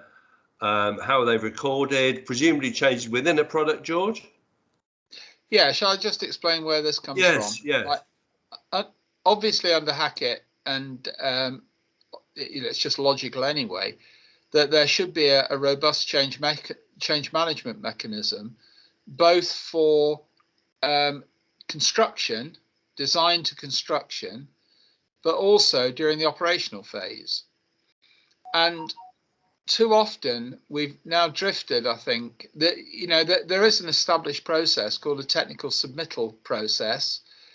And as Audrey explained on a previous session, this technical deviation is which I think is a great term, that should be being operated. But the process of doing means that you have to start with something that is defined against which to measure the alternative. And that's going to require a bit of a change of culture and process, particularly in residential, where we've got such a D&B philosophy, where the designers should be encouraged, required to state a product, not necessarily specify, but determine a product that will satisfy their design specification, so that when an alternative is being selected, and there's going to be changes, we have to accept there's going to be some level of change, whether it's for value engineering or availability, that the mechanism to actually do that needs to be rigorous. So what I'm looking for here is how can we arrive at a change management process, both for new build, but also for during operations, where we mirror that same technical submittal process. So that was my contribution. Yeah. Okay, so I'm sure you've all looked through this already. I'm sure you mostly actually have contributed. So I'm going to ask, as usual, is there anything glaringly missing from there, Audrey? Well, I think that George has captured it, and I'll again buttress it by saying that with regard to the recent accident headline, global headlines making of accidents on housing and housing projects, everybody needs to realize that this is now a life critical industry. It's got to be treated seriously. It's really got to be treated seriously. And it needs to be driven by the client saying that I want, as part of my project, A, B, C, and D. You know, you can't write woolly specifications. It means going back to what we used to do before, writing specifications that mean something. NBS can do it if the person specifying has been given sufficient training, so that if there's a deviation, it will be captured with a change control process. Once that is captured, then you can trace and track whatever was changed, why it was changed, you know, and all of these, some of these big issues will be addressed. But it's no good going to the end, having a huge accident, and then you look at the specifications which were part of the project and find that they're all woolly specifications, not meaning anything. And yet there's been a massive loss of life and resulting loss of property. So I think right from the beginning. Can I interrupt you actually? Yeah. Because we are seeing quite a lot of this. I want to come to Johnny on this. Yeah. Ian's just written rubbish specifications in, rubbish specifications out. True. And there is quite a feeling, I think, from our group meetings, which I know, Johnny, you've seen, been in many of them, that there is quite a responsibility on the actual client side for saying we need this, we want this. People are not going to, you know, the other disciplines are not going to supply information voluntarily that they're not expected to or is not wanted. Can I caveat that just before, Johnny, sorry, can I caveat that, Richard? It is because, Johnny, traditionally, the traditional roles have been taken away. If you remember, at a certain point in time, architects were even getting on the nerves of their client because architects wanted even what their client didn't want. But that has all been taken away now. So the designer, the client's representative, might not be the person driving these things selflessly for the client and seeking only to obtain what is good for their client, even if their client himself hasn't said he wants it. That role has gone. So now the onus falls on the client to know that, look, I don't want at the end of the project to have an accident, and I want A, B, C, and D. Because now if the client doesn't do it, nobody else in the team will. You know, so that's just, I wanted to buttress Richard's point to you.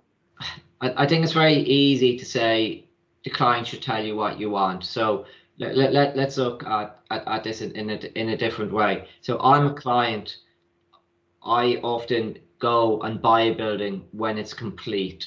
So at that stage, building is done, complete, O&Ms are produced. It's impossible for me in that stage to say what I want. We get supplied what we get supplied, and if we think the information is rubbish, we would put a risk value on it and pay accordingly to that.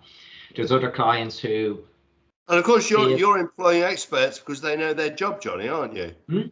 Exactly, yeah. And we will. There's other times when we will, the client designing a building is purely doing it to sell it, so they care, again, no interest in the FM of it. All that they want to know is somebody to sign off that piece of paper saying it's compliant, and they're happy. They wash their hands of it, walk away. Yeah. So it's and also. And even from a maintenance point of view, I know this, well, we should know what we need to maintain it. Well, we don't, because products change all the time. What I needed to know about an AOV last year is perhaps different to what I need to know about an AOV this year, depending on the make and model and manufacture. So saying it should always be down to the client, like we're running these meetings with George, and George is trying to, you know, doing a brilliant job on pulling some of this information out. But it's saying the client knows what they want. They don't. It's been historically it's been proven we don't know what we want. You know what you want at the end, but you don't know necessarily how to get there. We want happy residents and you know, safe buildings, but the other one is we depending on your procurement route, we don't even look after the buildings. We're essentially middlemen. We will go, okay, there's a lift, we've got a building, we have 500 buildings, there's company X, come along and maintain my lifts for me. Some people do it in-house, some people do it externally. So we've been historically very bad at it. We look at stuff from a purely regulatory point of view. So if I have to do something because of Legionella disease or some other one of the other core regulatory things like gas boilers, we all know we need to get a gas boiler inspected, you know, yearly. But yeah, but apart from that, like saying that the client should know what they want, we absolutely don't know what we want. That's like, I can tell you that we just don't know what we want, what we should have. We don't know what's the best to do, and that's the reason why we're having a load of these meetings. So we just really don't know what we want. So as you said, some of it is driven by manufacturer, some of it's driven by designer, some of it's driven by everybody. And I'm not trying to say that we shouldn't have a better idea. We should, and that's one of the reasons for running some of these things. So Sure, absolutely. Okay, so I was hoping we were going to get an argument then, but we didn't, did we? Okay, right. So in terms of question 5, you know what I'm going to say. Is there anything or anyone who can find something that is glaringly missing from that listing of answers that you've already provided anyway? As far as cavity barriers are concerned, are they specified, Audrey, or is that something that is picked up when you're doing the detailing during the construction phase? They should be specified during working drawings and construction drawings. So they should be specified because they're a building element and they'll be given a tag number. So they should be specified. And there are different kinds of cavity barriers. There's the ones that will be used in the ceiling space. There's a one to be used under the floor. There's a one that will be used for at compartmentalization. So there are different kinds. And so they should be picked up and given a tag number as an element. You know, but that's when, again, I'm taking what Johnny said very carefully, because he's made it. He's explained everything. He said they buy houses. They don't go into the nitty-gritty of it. Why should they? You know, they rely on other people to do that for them. So any contractor, whichever party is in work to make a profit, they're not going to take on unnecessarily large work packages, you know, so there'll be cutbacks.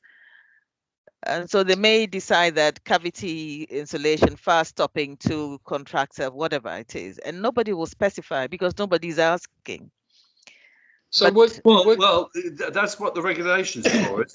You know, that's kind of what we're feeding through into here. No, Richard. The regulations for design and build and so on removes the onus. Is the onus? If the onus is put on somebody who doesn't have the motivation or the knowledge or anything, they'll write something very wishy-washy. But what I'm suggesting, George, is that now we have lessons learned. So many things have happened. So now everybody's in a position to demand things of a contract at the beginning. We've seen enough. So we can say the things which are causing huge accidents on site, when there's a building problem, when there's a building accident, those things must be identified and must be specified. For example, cavity barriers, for example, AOVs, for example, fire doors, because we've seen that these particular things can affect life safety and whatever it is. And so we say, put them in and specify them as you used to do before. And would therefore, are we saying sort of collectively, with the experience of everybody, are we saying that really cavity barriers and fire stopping, for example, isn't actually introduced until, say, stage 4? They should be introduced earlier. They should be, but now it could be that they're introduced later, or it's an afterthought, or it's a package, a package handed over to a subcontractor to do, so nobody actually takes that acute a responsibility for it.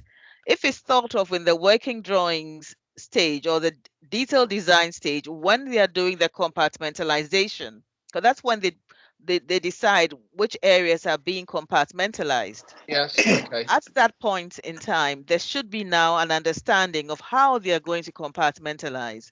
If they're going to compartmentalize unit A from B, what happens to services which are running under the floor? Something that we always come across. If they're see, at another point in time, that's when you start thinking, that's when you start reaching out to people, or to various manufacturers. Look, send me your data, send me information. This British standard works, this BSEN works, and so on. That's the point at which you do it. That's the point All at right, which let me bring Chris in now. He's had his hand up for a while. Yeah. Okay. I'd like to think, as Audrey suggested, the world's like that, but the reality is, and Duncan will probably have the same, we get asked to advise on a specification. Often, I'm talking specifically now about external cladding, so external wall cladding, when somebody realises there's a hole to be filled. And you've got people staring from the scaffold or staring up from a hole, looking down and saying, what are we going to put here? And it all goes back to the point that Audrey made, is that you have a floor slab. And on that floor slab, you're going to fix a myriad of things. You're possibly going to put a balcony bracket, and you are going to put some brick supports, and you're going to hang all sorts of other ancillaries off that. And the cavity barriers have to be somehow accommodated in this plethora of kind of obstructions in at the compartmentation zone. Yeah, Chris, So can we stick to change management? But change management within cavity barriers. Change management within cavity barriers. Do your specification as early as you can, and don't allow it to be changed without a strict criteria. For there must be a bloody good reason, and the reason shouldn't be we forgot about them, or these are too expensive. Yeah, and I think you've put that down for us already, haven't you, Chris? Yeah. Right, Duncan. Anything new you want to add to the change management section? I totally agree with Chris. Generally, the specification of cavity barriers is wishy-washy.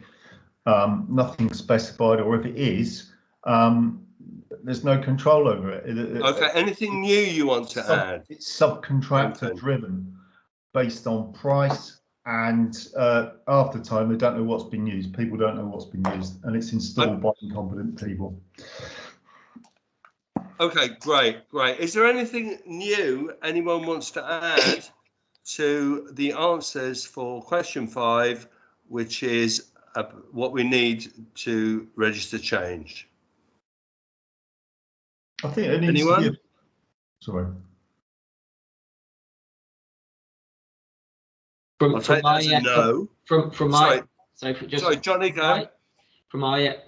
perspective, it is, I don't know if this is or not, but is understanding of when you need to go back to and get essentially new calculation specifications done. Now, I'm saying this I'm not saying this specifically cavity barriers, because that's probably something you always do, but in change generally, we often change one product for the other without, it gets back to the money thing, without putting money in to allow the professionals to review that change. People will look at and go, well, that was a cavity barrier that said 30 minutes. That's a cavity barrier that says 30 minutes. They're obviously the same. That one's cheaper.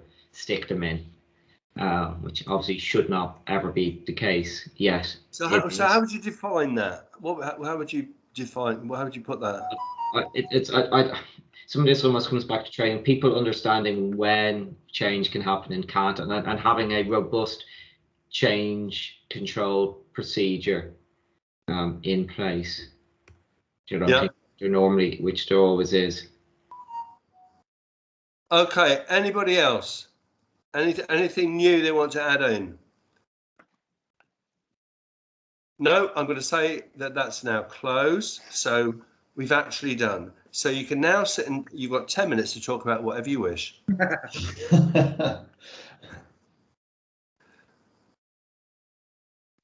Anybody? George, you must. I'm completely exhausted.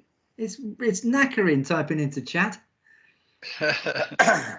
That's very why I've helpful, got you Green. doing the typing instead of me later. I've got to write this up. Yeah. George, anything?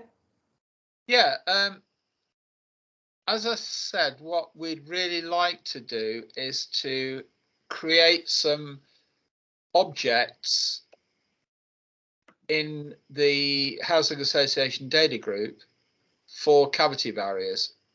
So if there are different types of cavity barriers, which clearly there are, and also, Duncan, am I right that you're not providing cavity barriers, you're providing elements that go to complete a cavity barrier, is that right? We're more service penetrations and linear joint seals, to be honest. Yeah, so fire stopping, for example, would be, yeah. So I'd also like to be able to look at those as actual elements that ought to be in our Johnny, in our housing association library of asset types. We really should have fire stopping and also cavity barriers as elements, shouldn't we? So if Duncan, if you've got a range of product types rather than products that you could help us with, we've actually got BIM. We've actually got BIM objects. Yeah. Okay. Well, that's a good starting point. Yeah. But and if you've got BIM objects and you've got properties in them, then that would be great for us to actually use. Could you plug me into whoever it is that might be able to provide those to me? Yeah, don't ask me. But yeah, I'll put you in contact with Andrea, who's been dealing with it. Yeah, the reason I'm sort of hesitant about that is that people will often BIM objects without they go in as just shared parameters against an object, and there's often not much structure behind that, and also there's a lot of information that probably you've got in data sheets and things like that that's important that won't be in there. Yeah, absolutely. So we'd like to, if you could help us with that, and I know Chris has already volunteered to help us on his range of products as well. Yeah. With the other question that I've got with fire stopping in particular is knowing where it is. Now I've spoken before with Sharon on this, and they use an application called Bolster for that. The thing is, with most of these applications, they don't hold the information in a form that can be read into the master BIM model. So what we'd really like to do, I think Sharon, at one stage you were going to ask Bolster if we could get let's say a DWG file with the elements in them. Do you know if that's possible? I think they're quite receptive to any requests for that, because they're obviously, they have in-house developers. So I think anything you ask them to do, you know, it might not be immediate, but yeah, they would take that on board. Okay.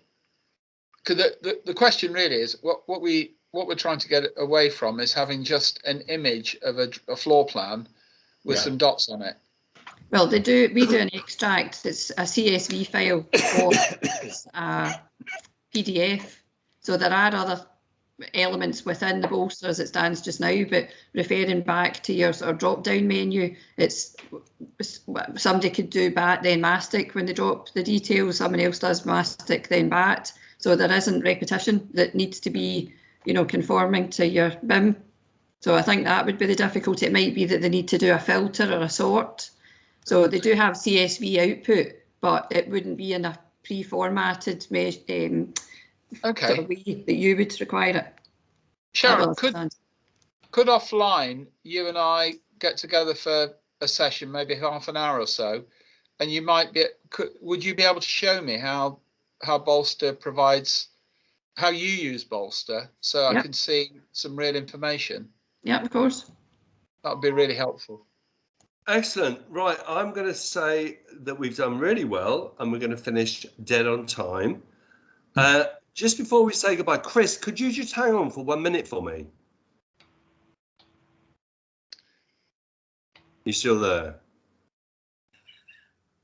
Yeah, the one last question, Richard. Well, I've asked for people to give us a list of the things other than cavity barriers that you think we ought to be incorporating in the next questions. So absolutely. I don't know whether fire collars, for example, Duncan, would be, or fire stopping assets, as it were, might have whether there'd be value in having a session in that, or maybe we incorporate that with another related product. Yeah, I mean, as I say, we follow the our products are CE marked. So what we do, we look at the essential characteristics of performance, and one of those being that before you even start, things have got to be factory production audited. Stuff is sampled, and then you attest your product with those sample products against the various European standards. So everybody is singing from the same hymn sheet. Sure. Again, I'd reinforce that the obviously the construction side, I think we've got reasonably well taped. The problem is what happens in a year's time, or 5 years' time, or 10 years' time. And I think that's where it goes off. Yeah, I mean, the fact that we don't really have it well documented in SFG 20, I think speaks legions, doesn't it? Good. Okay, so you're going to speak to Duncan anyway, George, offline, yeah? Yes, but if anybody's got any other lists of things that they would like us to tackle, we've already got things like sprinklers, dampers, and things like that have been. So we're going to try and run. I hope you find this useful. But everybody up till now, they've found this collection of people coming together on this sort of session has been very helpful. Are you happy with what you've experienced today, everybody? Yes, definitely. Good. Excellent, fantastic. And so, yeah, as George says, if you've got any ideas for the next sessions, and don't worry, we'll be in touch with you to volunteer for the next sessions too. You will not be left out. So thank you, and I will see you soon. Chris, if you've got 1 minute at the end, that'd be great. Thank you. Bye. Cheers, bye-bye. Thank you. Good luck. Bye-bye. Bye. Good luck.